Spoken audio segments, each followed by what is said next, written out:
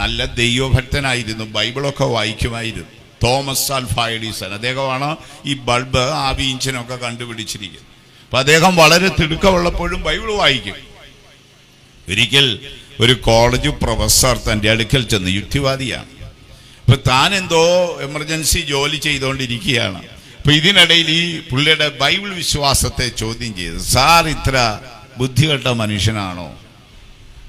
ഒരു മനുഷ്യൻ മരിച്ച് യേശു വരുമ്പോൾ ഉയർക്കുമെന്ന് പറഞ്ഞപ്പോൾ അംഗീകരിക്കാൻ ഒക്കുന്നില്ല. അപ്പോൾ പറഞ്ഞു, സാർ ഇത്ര ബുദ്ധികെട്ട മനുഷ്യനാണോ? മനുഷ്യനെ ഡെഡ് ബോഡി അടക്കം ചെയ്ത് ഒരു 28 ദിവസത്തിനുള്ളിൽ അവന്റെ ബോഡി ചീഞ്ഞ് അഴുകി അവന്റെ മാംസം ഭൂമിയോട് പൊടിയും. ഒരു 7 വർഷത്തിനുള്ളിൽ അവന്റെ അസ്ഥി പൊടിഞ്ഞ് ഭൂമിയിൽ ചേരും. പിന്നെ എങ്ങനെയാണ് ഉയർക്കുന്നതെന്ന് ചോദിച്ചു. എഡിസൺ എത്ര പറഞ്ഞിട്ടും ഈ വിദ്വാന് മനസ്സിലാകുന്നില്ല. ഇപ്പൊ എഡിസൺ അകത്തോട്ട് പോയിട്ടേ ഒരു ചെറിയ പേപ്പർ കഷ്ണത്തിൽ കുറെ പൊടി കൊണ്ടു. അത് വേറൊന്നുമല്ല, ഏതോ താൻ റിസർച്ച് ചെയ്ത കൂട്ടത്തിൽ ഇരുമ്പ് കഷ്ണങ്ങൾ ഇങ്ങനെ എടുത്ത ചെറിയ ഇരുമ്പിന്റെ കഷ്ണങ്ങളാണ്. അത് പേപ്പറിൽ കൊണ്ട് കൊടുത്തു. സംസാരിക്കുന്നതിടെ പറഞ്ഞാൽ ഇതങ്ങ് പുറത്ത് കളഞ്ഞേക്കാൻ പറഞ്ഞു.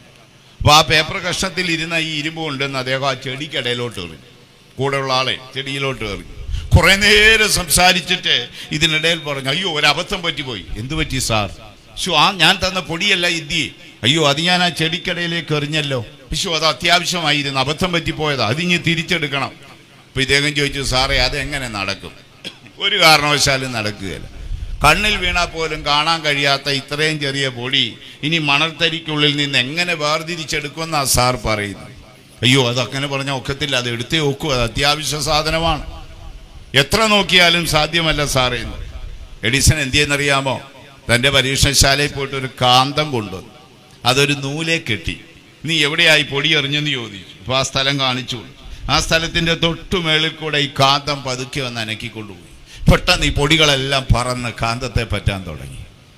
അപ്പം നിനക്ക് സാധ്യമല്ലെങ്കിലും കാന്തം ചാരിച്ചാൽ ഇരുമ്പിനെ ഭൂമിയിൽ നിന്ന് പൊക്കിയെടുക്കാമോ എന്ന് ചോദിച്ചു. സാർ ഒക്കുമെന്ന് പറഞ്ഞു. ഇതാണ് യേശു വരുമ്പോൾ കാഹളം ധ്വനിക്കുമ്പോൾ ക്രിസ്തുവിൽ മരിച്ച വിശുദ്ധന്മാർ ഉയർത്തു വരുന്നത് ഇങ്ങനെയാണ്. മനുഷ്യബുദ്ധി കൊണ്ട് ഉൾക്കൊള്ളാൻ ഒക്കുന്നില്ലല്ലേ? പക്ഷേ ദൈവവചനം പറയുന്നു, കർത്താവ് താൻ ഗംഭീരനാദത്തോടും പ്രധാന ദൂതന്റെ ശബ്ദത്തോടും ദൈവത്തിന്റെ കാഹളത്തോടും കൂടെ സ്വർഗത്തിൽ നിന്നിറങ്ങി വരും. ക്രിസ്തുവിൽ മരിച്ചവർ മുൻപേ ഉയർത്തെഴുന്നേൽക്കും. നമ്മുടെ ആയുസ് അതിവേഗം നമ്മെ വിട്ട് കടന്നു പോകുന്നു. മഹിമയുടെ രാജാവായ മശിഹായുടെ